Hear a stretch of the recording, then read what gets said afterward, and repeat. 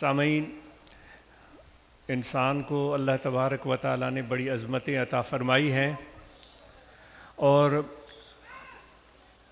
بہت زیادہ محبت اور پیار سے نوازا ہے۔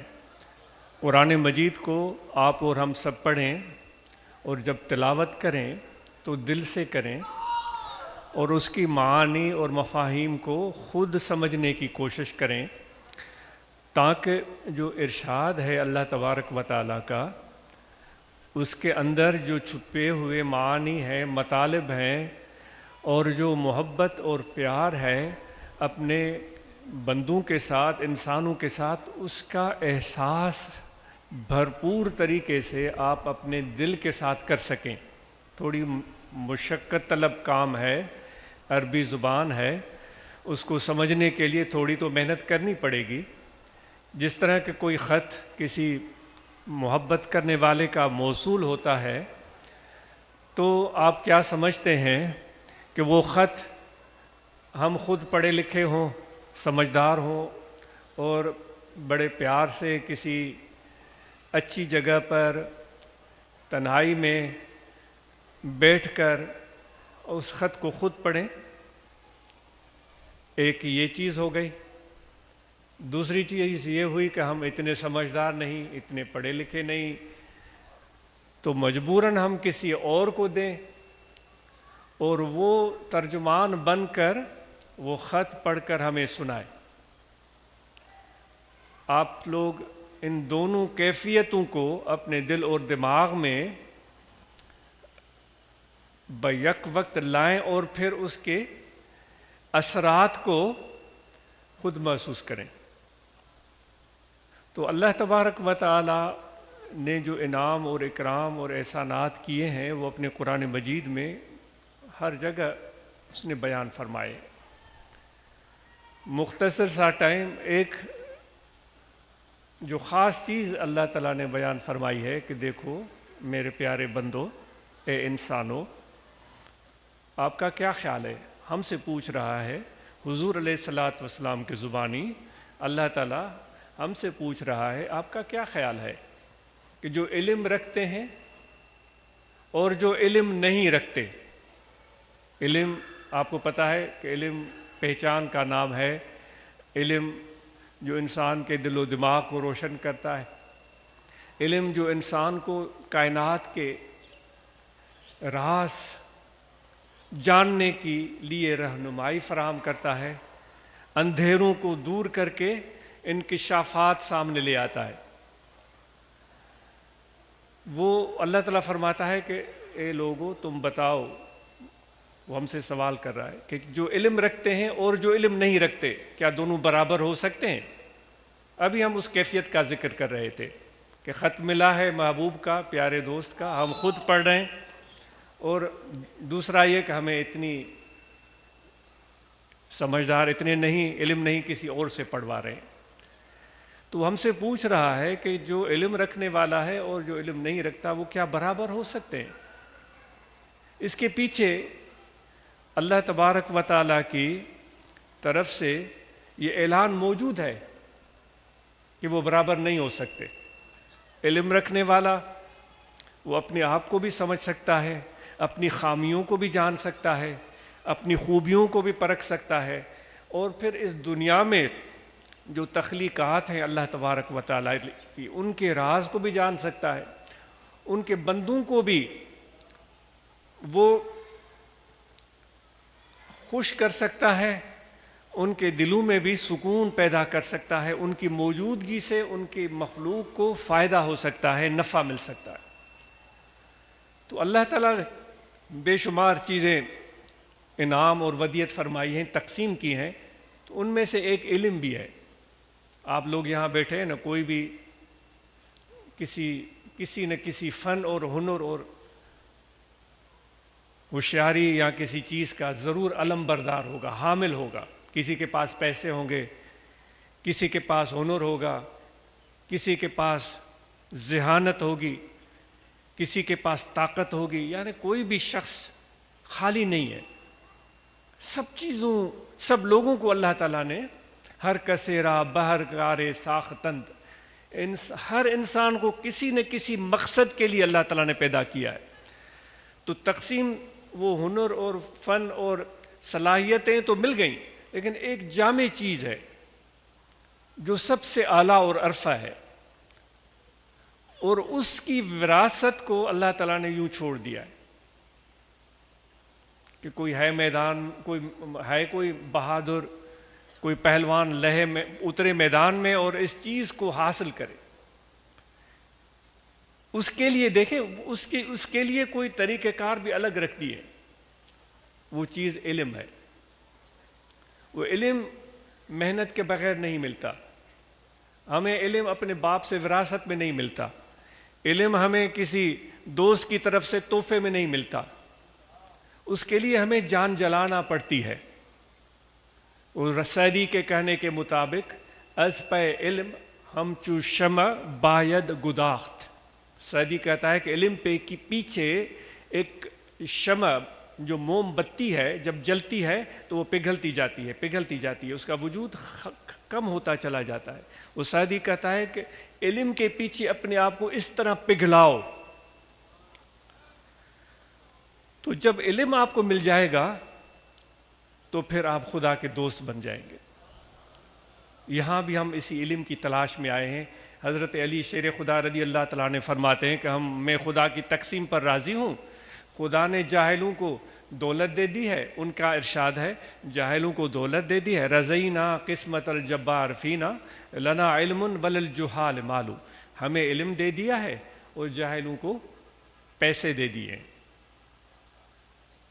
وہ حالانکہ ہم میں سے اکثر لوگ، ہم سب پیسوں کے پیچھے زیادہ بھاگتے ہیں اور ان کی ہمیں زیادہ جستجو ہوتی ہے. اس کو پا کر خوش ہوتے ہیں. اگر 10,000 بھی مل جائیں تو میں بہت خوش ہو جاؤں گا کہ بھائی 10,000. لیکن حضرت شیر خدا فرماتے ہیں کہ میں اللہ کی تقسیم پر راضی ہوں کہ مجھے مال نہیں ملا لیکن علم ملا ہے. پھر کیوں؟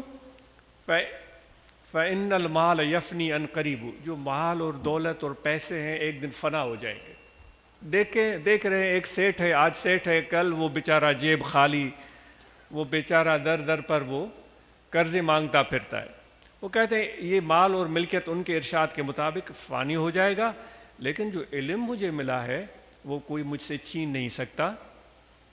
مجھ سے دولت چھین سکتا ہے، میرا گھر چھین سکتا ہے، ہر جو بھی دنیاوی چیز وہ مجھ سے چھین سکتا ہے، لیکن علم تو میرے دل میں بستا ہے، علم تو میرے دماغ میں بستا ہے. وہ مجھ سے کوئی نہیں چھین سکتا، وہ تو ہمیشہ میرے ساتھ رہے گا.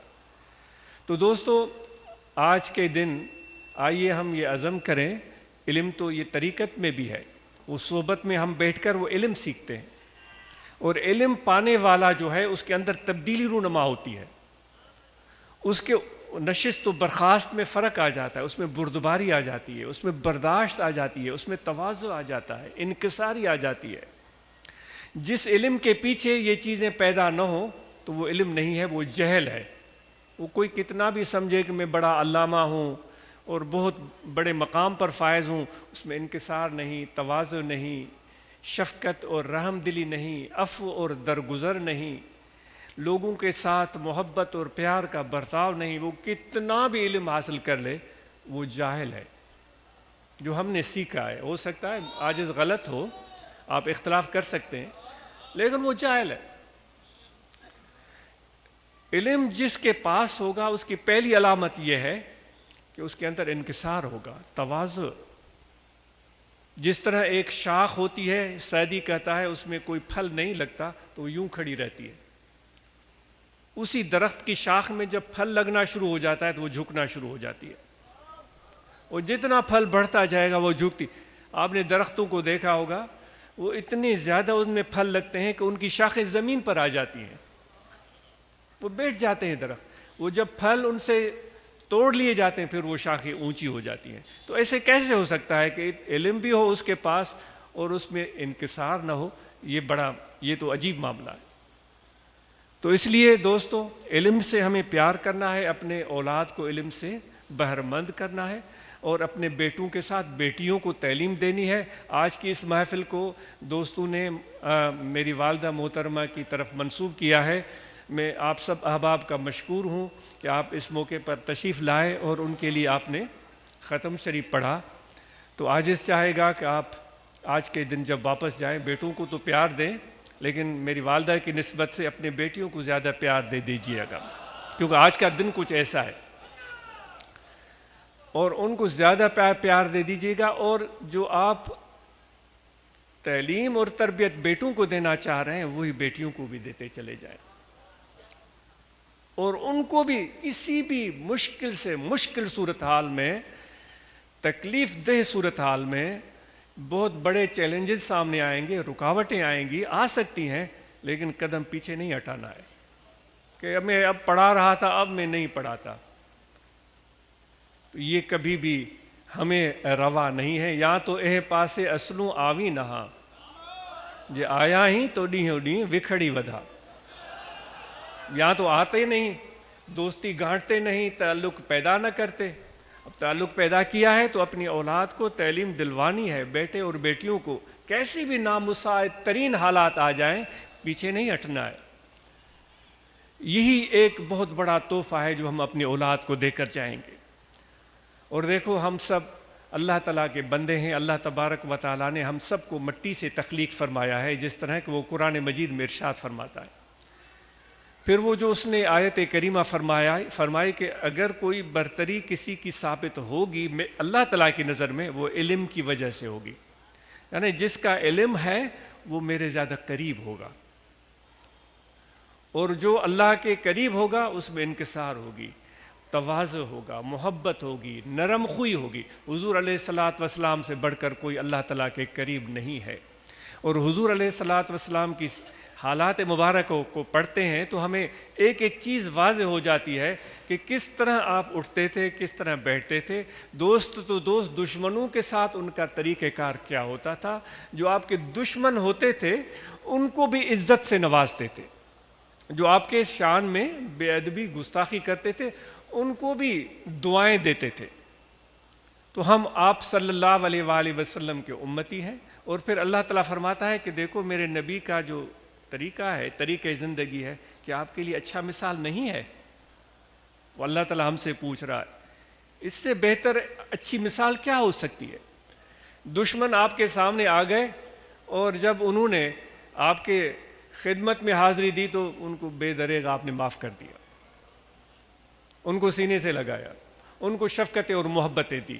تو یہ مساوات جو حضور علیہ الصلاۃ والسلام نے قائم فرمائی تھی، یاد کریں اس موقع پر حضرت امیر المومنین عمر فاروق رضی اللہ تعالیٰ عنہ بیت المقدس میں تشریف لے کر جا رہے تھے، تو آپ اونٹ کی نکیل تھامے ہوئے تھے، جو آپ تاریخ میں پڑھ کر دیکھیے گا، جو روایتیں ہم نے سنی ہیں اور پڑھی بھی ہیں، آپ کا غلام اونٹ پر بیٹھا ہوا تھا۔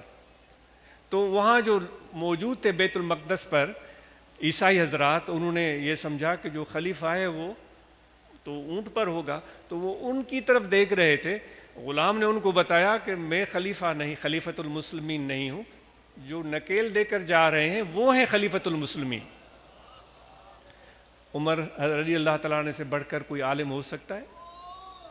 اتنا علم، اتنا فضیلت، اتنا شرف اور شان، انکسار دیکھیں جو اپنے غلام کے ساتھ آپ نے ایک بنایا تھا طریقہ کہ بھئی ایک منزل آپ اونٹ پر بیٹھیں گے، ایک منزل میں بیٹھوں گا۔ جب بیت المقدس پہنچنے والے تھے تو اس وقت آپ کی نکیل تھامنے کی باری تھی تو وہ کرتے ہی رہے۔ تو یہ ہمارے لیے وہ مثالیں ہیں جو ہم طریقت ذکر مرشد کامل کی صحبت میں بیٹھ کر سیکھنے کی کوشش کرتے ہیں۔ اور دیکھو ہم آپس میں مل جل کر رہتے ہیں ایک جماعت کی صورت میں، اس لیے کہ جب کوئی مل جل کر رہتے ہیں نا، وہ آپس میں ہاتھ تھام کر رہتے ہیں، ایک جماعت کے فرد بن کر رہتے ہیں، کوئی بھی طوفان آ جائے، وہ طوفان تو بڑے بڑے درختوں کو اکھاڑ دیتا ہے، بڑی بڑی بلڈنگوں کو گرا دیتا ہے، اڑا کے لے جاتا ہے۔ کوئی بھی طوفان آئے، کوئی بھی مصیبت آئے، مشکل آئے، ولر کیو وطن پرت نچنن پانمی، وہ مل جل کر رہتے ہیں، ایک دوسرے سے پیار کا رشتہ توڑتے ہی نہیں۔ بٹائی صاحب فرما رہے وہ ایک دوسرے سے پیار کا رشتہ توڑتے ہی نہیں۔ पशु पक्षी अड़न माणो आ मेट घड़ो, इन परिंदों में देखें कि लोगों से बढ़कर प्यार है। तो हम एक दूसरे का हाथ थाम कर रखते हैं कि अगर तूफान भी आए जो हमें तितर बितर करने के लिए, एक को इस तरफ ले जाए, दूसरे को उस तरफ ले जाए, किसी को छत पर ले जाए, किसी को बरपट बयाबान में ले जाए, हम एक दूसरे का हाथ थाम कर रखेंगे कि जहाँ भी जाएं एक साथ हों, करीब हों। कहते हैं कि एक शिकारी था, उसने बहुत बड़ा एक सयाद जो शिकारियों को पकड़ने के लिए वो एक जाल बिछाते हैं, बड़ा जाल बिछाया। तो उसमें बेशुमार कबूतर या कोई तीतर वो आकर दाना चुगने लगे। तो अचानक उसने खींचा तो वो सारे अंदर आ गए। तो एक दूसरे से कहने लगे कि भाई हम फंस गए हैं, लेकिन शुक्र करो, वो आपस में कहने लगे कि हम अकेले नहीं हैं, हम बहुत सारे हैं, चलो मिलकर उड़ने की कोशिश करते हैं। तो वो सब एक साथ, वो परिंदे उस जाल के अंदर फड़फड़ाने लगे। एक तमसील है, जब फड़फड़ाए मिलकर तो वो जाल उनके साथ हवा में उड़ने लगा, वो फिजाओं में चले गए, वो शिकारी के उस दाम से बच गए। यदुल्लाह अलल जमात, अल्लाह का हाथ जमात पर होता है। तो जब आए हैं तो फिर अपने हाथ को मजबूती से पकड़ कर रखें, तो इंशाअल्लाह अल्लाह ताला की रहमत हमारे साथ है। तूफ़ान आएंगे, चैलेंजेस आएंगी, मुश्किलात आएंगी, हम साथ रहेंगे। इससे बढ़कर और कोई हमारी कामयाबी नहीं हो सकती। सुबह पंजाब के दोस्तों का अहवाल सुनकर ज़ोन 2 बेहद मुसरत हुई कि उन्होंने अपने प्रोग्रामों की तफसीलात बताईं, और जो उन्होंने मरकज़ के मदरसा और मरकज़ के हवाले से खिदमात किए वो तफसीलात बताईं, वो काबिल तारीफ़ काम है। और इसी तरह बलूचिस्तान के दोस्तों ने अपने मसाई से हमें वाकिफ़ किया, उनकी कोशिशें काबिल तारीफ़ हैं। फिर उर्स शरीफ आ रहा है, तो आप दोस्तों को दावत है कि आप ज़रूर अपने अपने इलाकों में कोशिश करें और मुअस्सर तरीके से तबलीग के काम को आगे बढ़ाएं। वफूद भी मुतहरिक हो जाएं, खुलफा भी मुतहरिक हो जाएं, उलमा भी, और उर्वाए तलबा जमात के अराकीन। उर्वाए तलबा जमात के नौजवान सदर ने अपनी रिपोर्ट सुनाई, सुनकर बेहद मुसरत हुई। ये वक्त कलील है, तो मज़ीद तफसीलात किसी और मौके पर। आप सब के आने का बहुत शुक्रिया। और ज़िक्र की दावत है कि यहाँ दिल है, तवज्जो रखें कि दिल ज़िक्र कर रहा है, अल्लाह अल्लाह अल्लाह अल्लाह अल्लाह। ये खफ़ी ज़िक्र है, ये ज़िक्र करते रहें, इसी से कामयाबी होगी। जज़ाकुमुल्लाह खैर। जो ख़त्म शरीफ पढ़ा है वो सवाब हवाले किया जा रहा है। अल्हम्दुलिल्लाह रब्बिल आलमीन वल आक़िबतु लिल मुत्तक़ीन। अल्लाहुम्मा बल्लिग़ सल्लल्लाहु अलैहि वसल्लम।